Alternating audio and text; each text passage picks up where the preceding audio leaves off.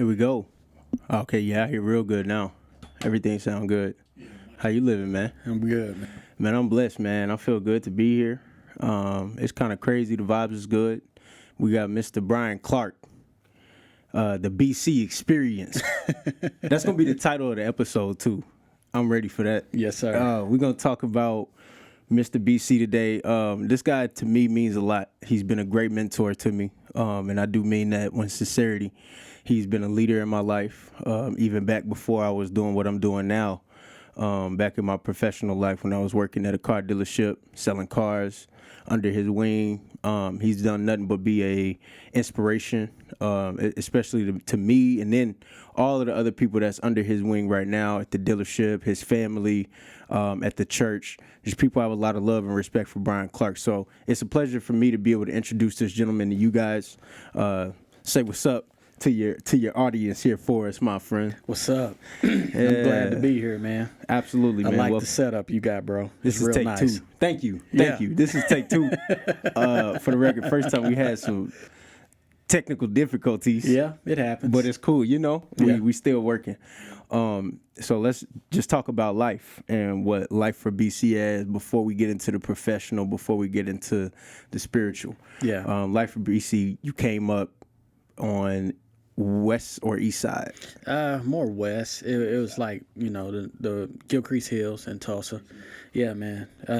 Grew up, born and raised Tulsa. I think that really helped professionally, in the line of work that I do. But man, it's been a journey, to say the least. There's been some ups. There's been many downs. a lot more ups than downs, maybe. Yeah, it's man, I can't complain at all, man. Yeah. Through it all, God has kept me, bro. That's for sure, and that's good. And you had both parents coming up. Yes, sir. Yes, sir. Yes, sir. And that shaped you, I'm assuming, like most people, would be in a positive way. Taught me some principles, a lot of things that I've, didn't understand initially, kind of like the conversation that we were just having. Mm-hmm. But now that I'm in a position to make some grown man decisions that I understand a lot more now that, 20 some odd years ago, I had to just file away until I needed it. That's great. And it's like one thing that I'm starting to learn is that with age comes wisdom, and with wisdom comes with age in many cases. Not every case, but many cases. Definitely. You feel like to this point now, how old are you? 35. 35. Yes, sir. The man still look great, man. Y'all better not. Don't play with him, man. Don't play with him. 35 years old, still in the gym, hardcore.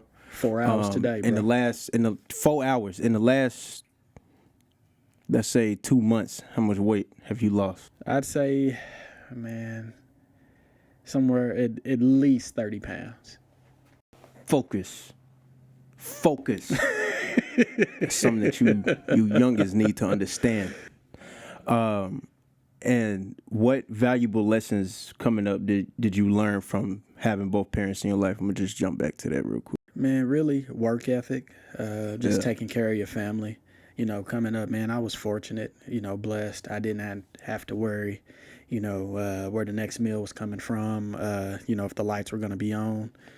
And I know that's, most people can't say that, and, my heart goes, to them. But honestly, man, I just think that, those same principles, I try my best to make sure that I carry, instill those in my family. I don't want my kids to have to struggle or, wonder. My work ethic is going to make sure that gets done every single month. Did your parents argue around you coming up? No. Did they? No. I mean, I'll say very rarely. For sure. And even if the times came where I actually seen it, it wasn't like full blown out. I think about some of the arguments that I've personally had, and it wasn't like those that I seen coming up, man. Yeah. Again, man, I didn't have the struggle that most people had, man. But that's a blessing for sure. Yeah. It definitely is, man. Yeah. You was a single child? Two. Me and my sister. Oh, I wasn't even knowing. That's crazy. You don't even talk about that a lot. I got an older sister, man. Yeah, for sure. Yeah, so about 7 years older. So, there's times, especially when she went away to college, that I felt like a single child. Yeah. But, yeah, man. How that dynamic Oh, work? wonderful, man. I love my sister to death, bro. Uh, we probably talk I'd say maybe once a week or once every 2 weeks.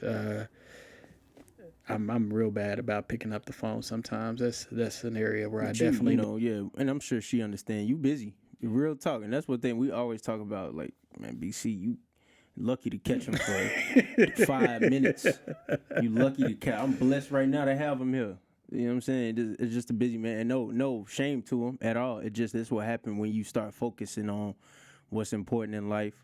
When you start focusing on your career, when you focus on your family, and then your spiritual life, you just become busy, and we love it. You know what I'm saying? It's good for you. Amen. Well, let's talk about your inspirations and some of the things that led you to where you are right now in life. What was it that really took that first hold on you? Said, "Man, I want to be great." Who was it? What was it? What was the? Man, I actually thought about this question quite a bit, and as I thought about it, man, I can't help but shout out my pops, man. For You sure. know, my pops always instilled it in me that, man, you could do whatever you set your mind to do.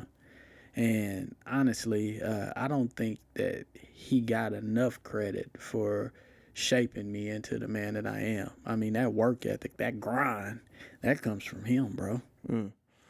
The one that we get to witness.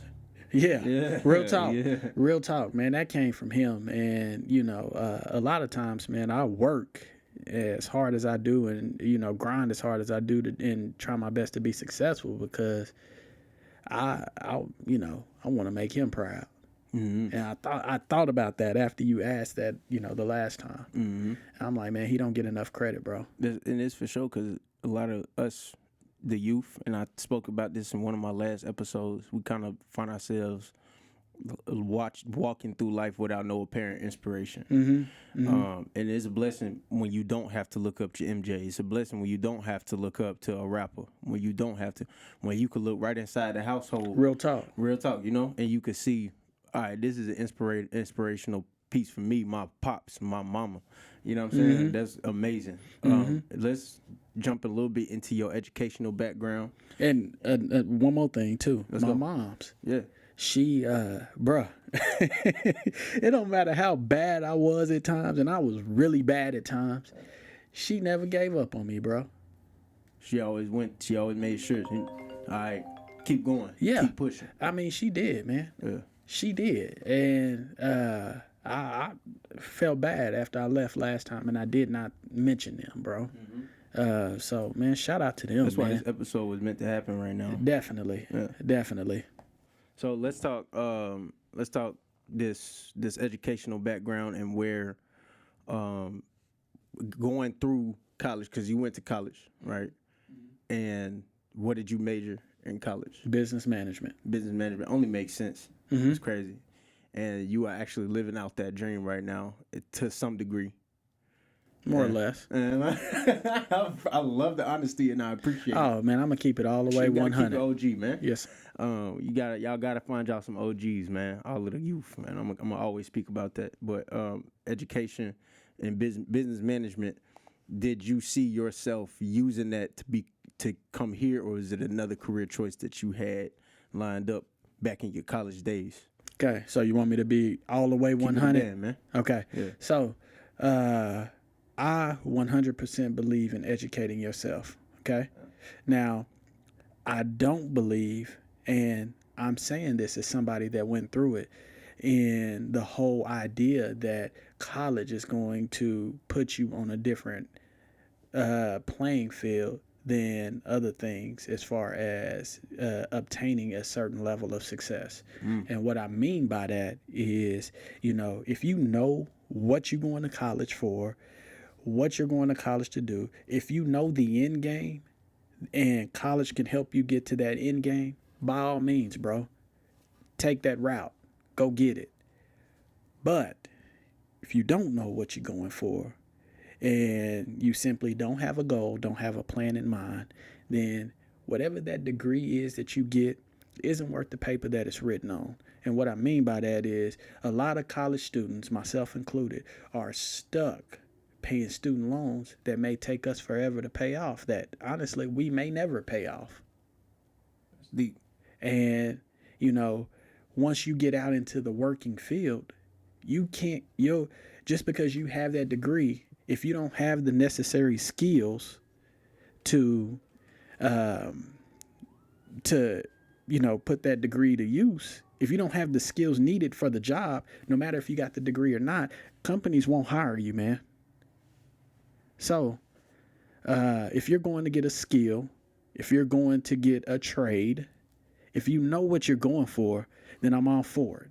But if you're simply going just because you think that you have a better chance of being successful, I would strongly encourage you to take time away, find out what you truly are passionate about, what your purpose is. You find that by getting closer to God, I believe, and go after that. You got a much better chance of attacking whatever your passion is versus going to college and just pissing away money. I'm gonna make it a little more personal for you by asking this question. What are the boys' names? You got Jalen and Brian. Yeah. Jalen and Brian coming up, and they said 17, about to graduate high school, and they tell you and say, "Dad, I don't know what I'm ready to go to school for. I don't know if I feel comfortable about going to college. What do you think, based off of your past? What do you think your answer would be to Jalen and Brian?" What's your plan? But if you're not going to college, you need to go to work. Where are you looking at working at? What's your goal? Man, let me tell you this. There's success stories out there all over the place of where people started out working a job and, next thing you know, they end up owning, a company, even a little job such, like McDonald's starting out. A franchise or something. They end up franchising and owning their own McDonald's one day. They didn't necessarily have to go to college to do that. They knew the right people. They were in the right place, and God's timing happened. When you think back, do you ever think like, damn, I should have went and did that? Do you ever have regrets about? I think everything that happened in my life was supposed to happen. For sure. And, a lot of times, man, we don't go through things necessarily for us. And of course, hindsight is always 20/20. But, maybe I went through what I went through to help others, to help people coming up behind me. That's real. And I wouldn't want my kids to make the same mistakes that I made. Yeah. And if they don't feel 100% about going to college and accruing student loans, because that's what they would do, they would have to pay for it. Yeah. Then I wouldn't encourage them to go do that, because if they don't pay it, it completely makes them a statistic, man.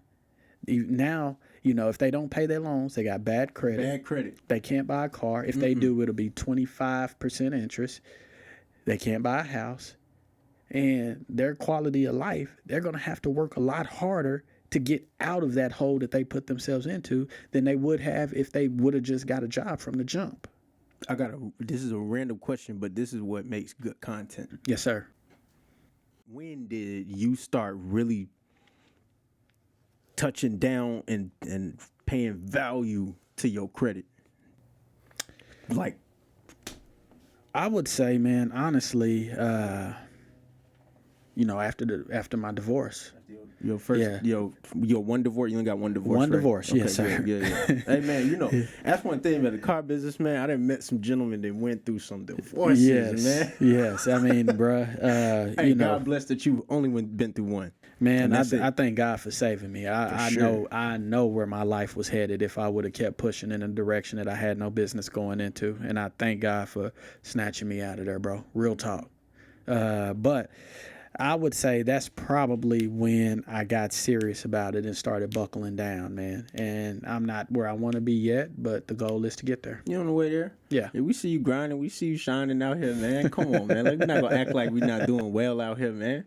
So let's keep it, because I feel like we're in a good mode right now. Okay. If I was, well, first, what mistakes would you tell the youngest not to make?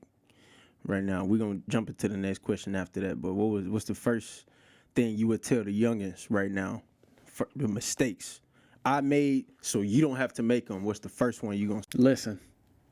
Just, man, God gives warnings before destruction. Man, just listen. I swear to you, a lot of times we feel like that if we don't do the things that we want to do, we're missing out on something. But what we don't realize is that everything that we truly desire, everything that we want out of life, God already has it planned, man. Matthew 6:33, he'll give you the desires of your heart according to his will. Bro, as long as you diligently seeking him, everything that you want out of life, y'all got a prophet in this room right now, man. Y'all better be locked in. Y'all better be tuned in to this episode. I'm serious, man. If I'm 21-year-old BC and I'm prioritizing something that I shouldn't be worried about right now, what is 21-year-old BC worried about that you feel like could have served you some justice if you wasn't worried about it at that age? Women. See? Come on, man. Come on. Keep going. Yeah. I had my first child at 21. Yeah. And so, honestly, I bumped my head a whole lot, and I didn't have to do it. If I would have just listened. Yeah. Bro, I love my son to death. I love my son. He is a wonderful kid. I wish I would have listened. Because the blessings that come in, especially those forms, are better when it's in God's timing. That's the truth. Yeah. That's the very truth. Let's dive into the family life a little bit. Okay. The family life is, I know that's something that's super priority for you. Marriage right now, how does it feel? Wonderful. It's amazing. I love to hear that. Speaking of this man's marriage, Star, his wife, she's an amazing woman. She is full of prophecy. She's full of the right words. She's full of I don't know. She's just a woman who knows what to say at the right time. Even the smallest sentence can really change the dynamic of whatever situation you're going through. Big shout out to this gentleman's wife. How much have you learned in this second marriage that you didn't expect to learn, before you met her? Yeah.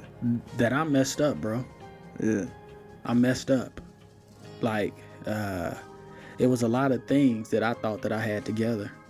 And to be honest, I think this marriage really has highlighted some areas within myself that I need to get better in. I need to come up a little higher, man. And I feel like I'm starting to do that, but I got a long way to go.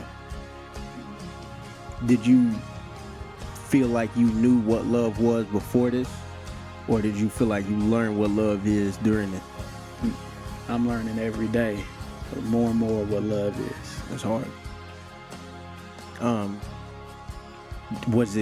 Do you feel like it's the things that y'all go through that teach you love, or is it her character, her being, the things that she does for you that teach you how to love better? Or you just feel like it's just how marriage works, essentially? Definitely not how marriage works. Man, I'm not trying to sound like a Bible thumper. No, for sure, man. Come on, man. I acknowledge God, man. I mean, it's getting closer to God gives me a better appreciation for the things that my wife brings to the table. She's a wonderful mother. She cooks, she cleans, and she does not have a problem correcting you if you're out of order. Out of order. Yeah. You're out of order. If you're out of order. And so, man, she is a true lioness. And, while she is a lioness, she allows me to be a lion. But one thing about a lioness, she ain't just gonna follow anybody, bro. You're gonna have to come up. You're gonna have to come on up a little higher. Have to. I mean, you're gonna have to come on up. And that's one thing that, she's required of me. And honestly, it's it's been great, man. Yeah. Let's talk about the children. How many total? 4. 4 kids. Is the house a madhouse? all the time. All I didn't finish the question. Yes, sir. All the time. Now that I understand. Yeah. What have they taught you collectively amongst all of the children? You know what I mean? What have they taught you collectively about fatherhood, about whatever? It's not always about me. I'm a very quiet person. I like peace. I like quiet. I don't like a whole lot of yelling. My sons are very quiet natured. I had the sons, she had the daughters. Okay? And so my sons are very quiet natured. You know, my daughters, on another hand, you gonna hear them wherever you are in the house. Period. It just is what it is. And I've had to accept that. I've had to get used to that. And I've had to learn how to manage the different personalities and the different dynamics in the household. Has it been challenging? Absolutely. Yeah. But at the end of the day, that's what it's all about, man. Do you feel like these things, like, when it comes down to it, because it's a lot to balance. Sure. You know, especially like, all right, now you first you're dealing with whatever comes with having a wife. I don't know yet. So you're dealing with all of the things that's fun natured or not so fun natured about having a wife, and then you're dealing with the 4 kids. How do you separate those times? Say if you're mad right now at something the kids did, and then, you know, it's like, you're not trying to take it out on the wife, but you're so frustrated. How do those times mix? How do you deal with those times where you got all this, you got turmoil here but not here, but you bringing it over? Well, I mean, in those times, man, we really just got to sit down and kind of come up with a game plan. You know, what we gonna do, how we gonna do it. You know, does this situation, does it warrant, you know, some level of discipline? And, you know, we really just have to be, you know, on the same page and come up, you know, collectively come up with a decision on how we're gonna handle it. Some true stuff, man. That's true, man. I love it. Talk about fatherhood, just itself, that word. What does that mean to you? Death. Oh, man. Death, bro. Yeah. You have to die to yourself. Fatherhood, We gonna have some marriage. fire. We gonna have some fire snippets out of this. I'm telling you, bro. They gonna be fire, man. Oh, Death, man. man. Yeah, real talk. Not in the literal sense, but just in the sense that everything that you thought was about you dies to you having to cater to them. Absolutely. Absolutely. Is it now? I want to ask you something about. Now I don't know if it's been a problem for you or anything like that, but how are the kids? How you feel about them, like in school, or the jits? Excuse me. We're not gonna talk about kids. That's the baby goats. The jits. How you feel about the jits in school? How is the school dynamic? Man, I think the school dynamic for the kids, especially here lately, man, it's just been really all over the place. Yeah. I think the kids have, you know, been robbed of some level of normalcy when it comes to school, just because of everything that's been going on. So, I mean, we as parents really have to, you know, have some level of patience with everything, you know, just with everything, because it's been hard on them, man. A lot more strenuous on the family, having the kids at home a lot more. Absolutely. Yeah. Having them home, and then also, you know, they're doing their work online instead of actually being face to face. I mean, how would we have handled that if we had to go through that? Yeah. See, we didn't have to.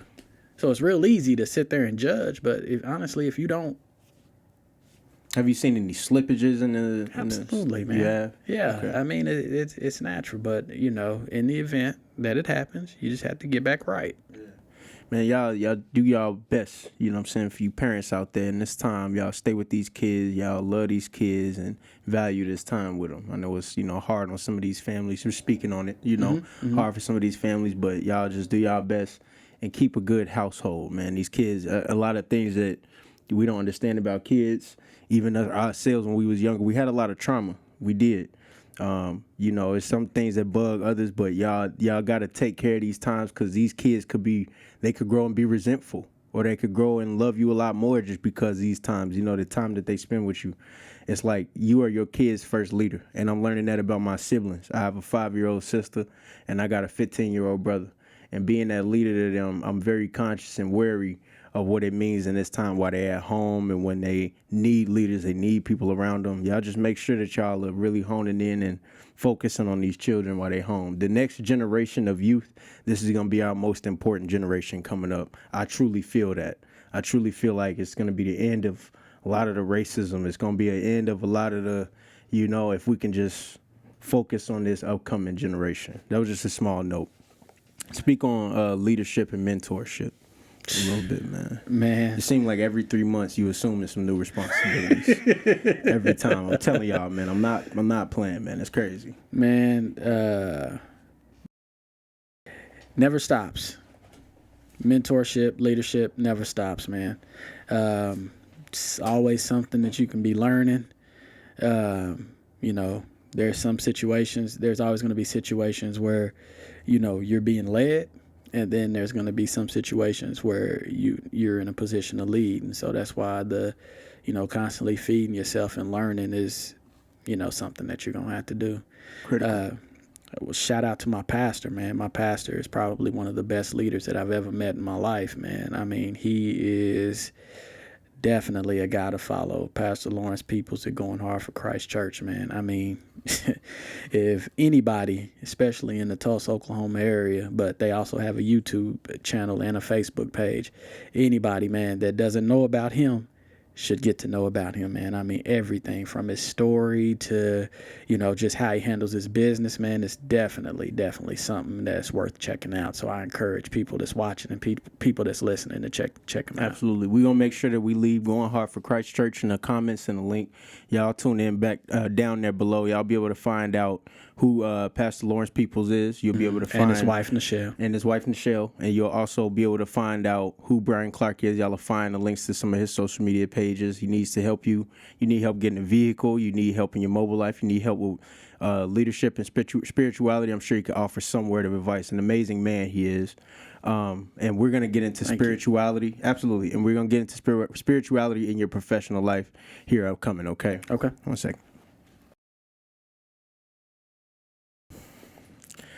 As we lock him back in, we're going to tune in a little bit. We're going to go into a little bit of the spiritual life of BC and the BC experience. Big shout out. Spiritually, he is locked in and involved, super heavy, super tough, rocking with Going Hard for Christ Church, GHFCC. Y'all go tune in. Like I said, the link is below for y'all to find that page, some of the social media profiles as well. Tell me about some of the roles in Going Hard for Christ Church here in Tulsa. On what street? 2nd and Sheridan. 2nd and Sheridan. It's 205 South Sheridan. 205 South Sheridan. Tell me about some of the roles that you have in the church. Man, shoot. Media. I'm in the media department. Mm-hmm. I'm in the I also Game Time, which is the youth ministry. Mm-hmm. I'm one of the leaders in that.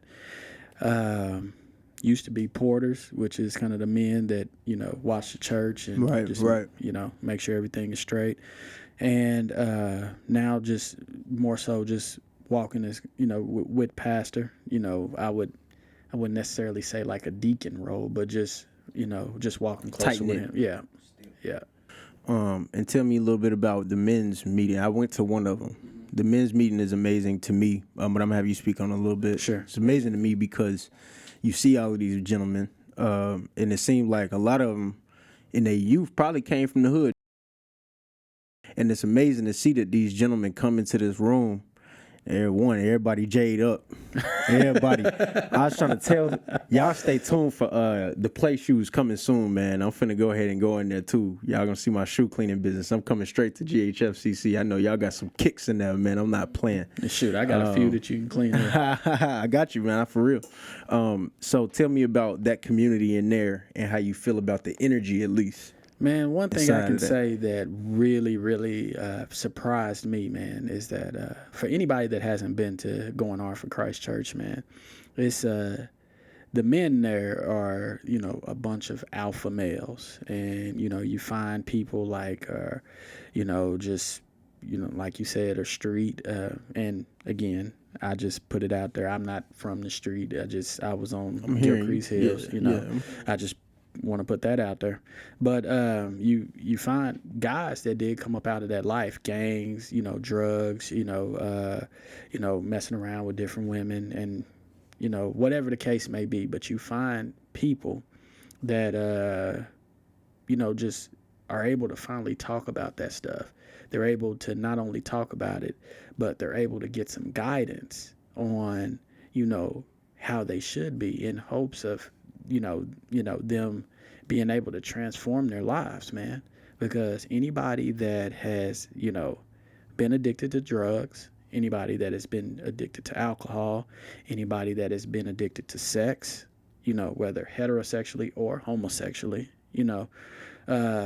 bro, that type of stuff goes against what the principles of God, man.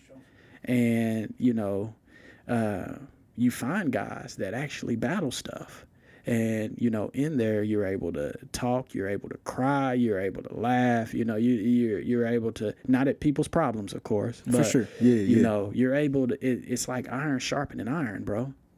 And Pastor Peoples came from the streets too, right? Pastor Peoples did come from the streets. For sure. Yeah. Right. I mean, all of those battles, man, he's not one of those pastors that, feels like he's better than you. I mean, he's one of those pastors that's like, look, if I can make it, then you can make it. And, his whole dynamic, his whole heart is to help, other people get free. That's why people follow him. And when I tell you he's one of the best leaders I've ever been around, I ain't saying he's perfect, but he's one of the best leaders that I've ever been around. Yeah. Period.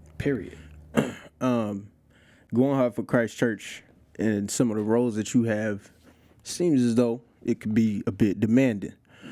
So how do you balance that with being in management at work, being a father wearing many hats at home, being BC, and then being involved in the church? How do you balance that time? How challenging is it to balance that?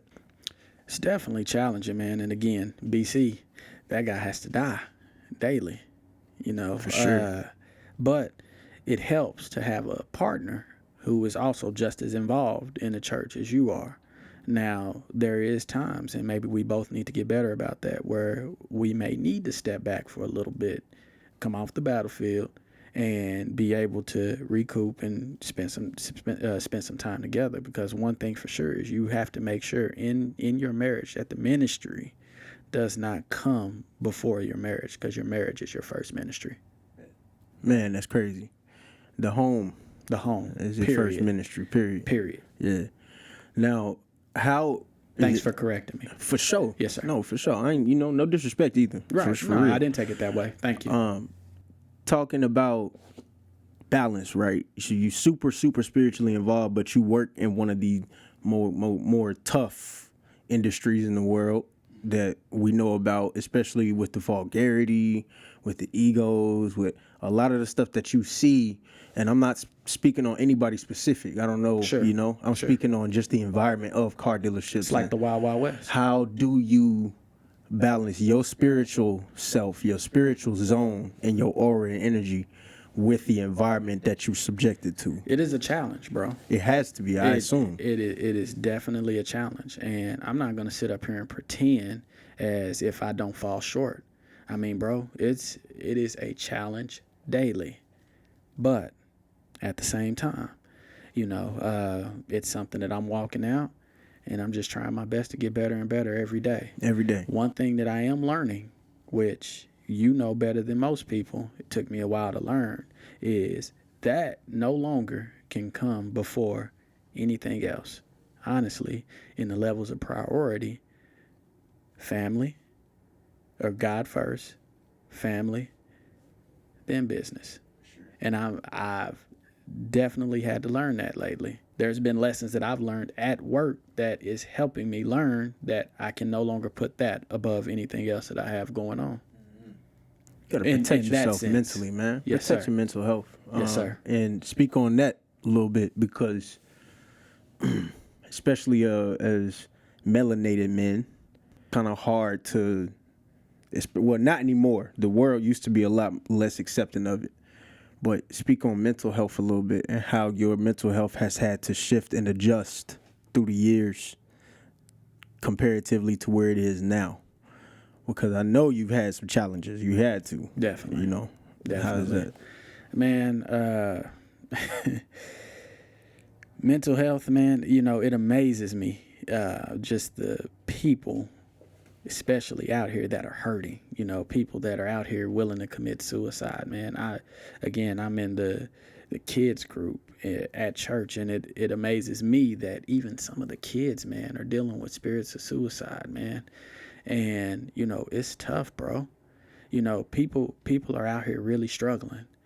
And to be honest, I don't know how people make it without God. You have At to this have point, yeah. you have to have your hope in something. I don't know how, you know, I truly don't know how you make it without that. And, you know, it's so many things that, you know, if they get a hold of you, bro, can literally tear your life apart. The addictions to drugs, the addictions to sex, the addictions to alcohol, man. Do you know how many of the bad decisions that we make are influenced by one of those areas? Do you know how many people aren't right in their mind behind, you know, different things that they go on? I'll give you an example, man. You know, back in January, I was promoted to be a director at my job, right? In March, I was demoted. Now, while that may be fair, or while that may not be fair, it was ultimately the decision that they tried to make. I struggle with that mentally, bro.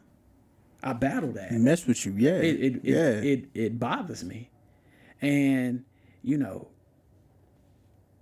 that's just one example of things that go through. I've also mentioned to you that I've been through a divorce, you know, and I said all that to say that many people are going through situations out there, bro, that they are struggling and they don't know how to, you know, what they're going to do or how they're going to do it. Bruh, we have to have our trust and our hope in God, man. If we don't, man, we really have no shot out here. You gotta have a foundation. Period. You gotta have something. Have a foundation. Like, we have no shot out here, Jay. For sure. So let's talk about the final part, the final piece, even in the professional life. Now, aside from, let's try to lean away from the demotion, and we want to also recognize that does, you know, it was a piece of something that happened. Mm-hmm. Recognize that it was messed up. Let's try to zone away from it a little bit. We're gonna talk about that outside of the, you know, the interview. Hey, man, I'm an open book. I ain't got nothing. On me, I love it, man. Let's talk about car sales and then the differences from sales to management. Okay. And the difference of things, the changes you had to make in your life. And we'll start with being a salesman, the long hours, the crucial, you know what I'm saying? The grind there versus the grind being in management. What have you noticed as some of the telltale differences? Man, honestly, once I got the sales part up to the way that I wanted it, it wasn't all that bad. Because, you know, again, better than most people, I built a referral-based business. People called me and I'd say, hey, come at this time. Or, you know what I'm saying? If I'm just saying, bro, like, I had that pretty much locked down once I got away from it. But I felt the tug to go into management only because of people like you. You know, we know several other cats that's, you know, come up there that, you know, honestly, I started to look at myself as kind of a trailblazer for that industry, or at least one of them. And I had a guy that mentored me that, you know, helped me get to where I'm at. So, I mean, honestly, I just paid it forward. But I just felt the tug to do that after, you know, seeing all of you start to come in and me having that opportunity to pour into you, bro. And nobody took pride in it like I did. And it only made sense just from seeing how people interact with you is so much different than how people interact with even other people, right? And that sound real general, but let me just give y'all an example.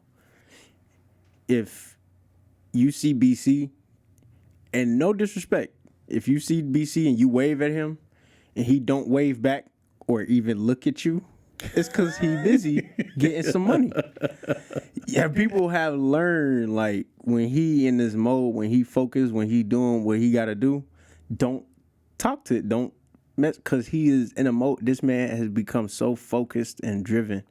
And now leading into this management role, how does that sit? How does that translate?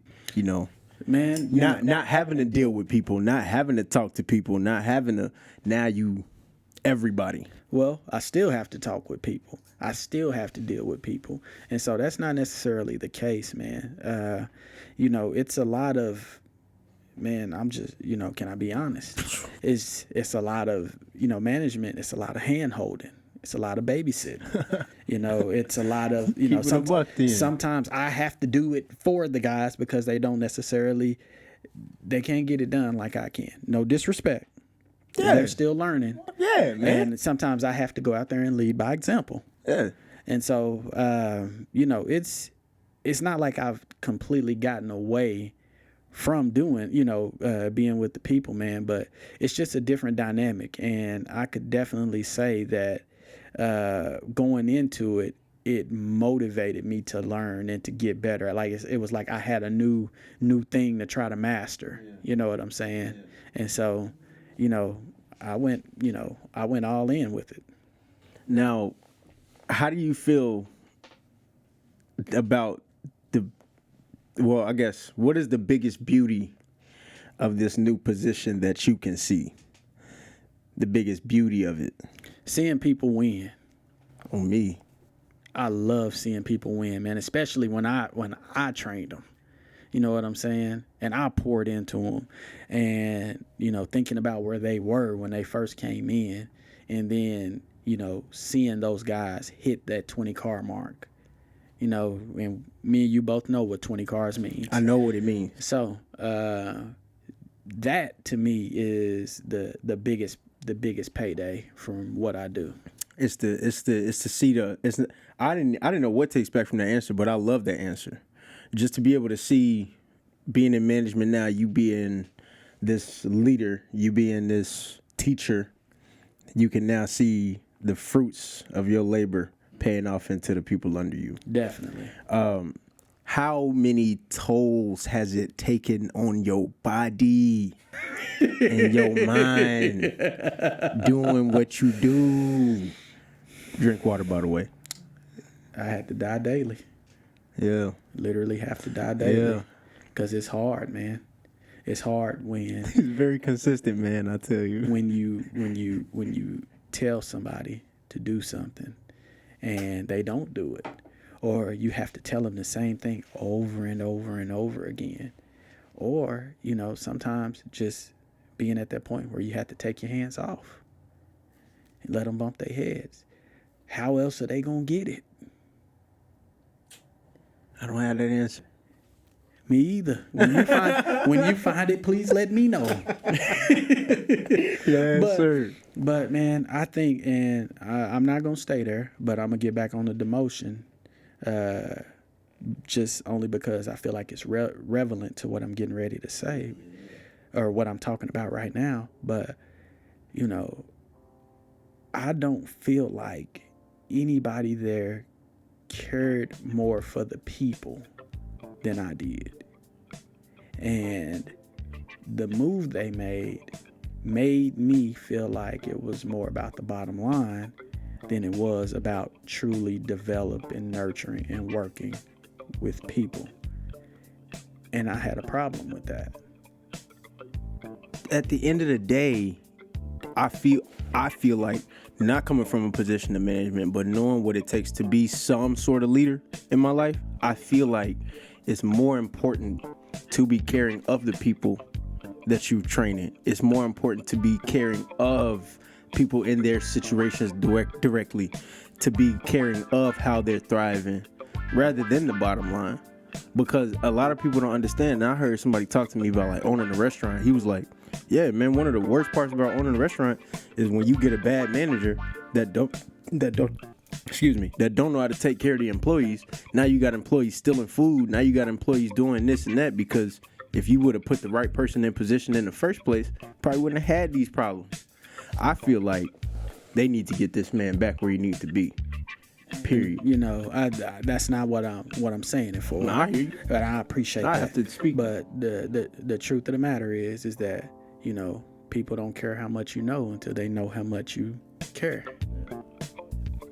And so, you know, anytime you're operating in a level of leadership, you have to have that care for the people, man. If not, you're going to find it very hard. And we know how, you know, volatile the car business is as it pertains to turnover. You're going to find it very hard for people to want to follow you or to go through the trenches with you if you don't show some sort of level of appreciation and a level of care And respect.